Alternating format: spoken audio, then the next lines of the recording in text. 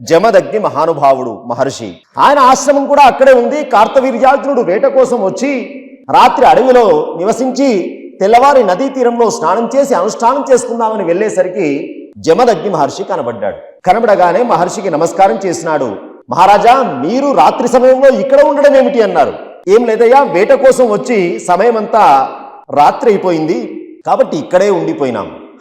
మహానుభావ, రాకరాక వచ్చారు మా అటవీ ప్రాంతానికి, మా ఆశ్రమానికి కూడా రండి. కనబడితే అడుగుతాం కదండి, ప్రోటోకాల్, కొంచెం మర్యాద కోసమైనా ఊళ్ళో దాకా వచ్చారు, కొంచెం ఇంటి దాకా రండి. ఆయన అన్నాడు, మేము అదే ఆలోచిస్తున్నామండి, నిన్నటి నుంచి తిండి సరిగా లేదు, వచ్చాం అడవిలో పడ్డాం, అడవిలో ఏముంటాయండి, కాయ పండు ఇవి. కాబట్టి మహానుభావ, తప్పకుండా మీ ఆశ్రమానికి వస్తాం, ఆతిథ్యం స్వీకరిస్తాం. అడగకడగ అడిగినాడు.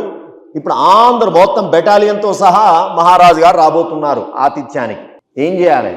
మహర్షుల యొక్క జీవన విధానం ఎట్లా ఉంటుందంటే, ఏ రోజుకు ఆ రోజే. పక్షి జీవనం ఎట్లా ఉంటుందో అట్లా ఉంటుంది.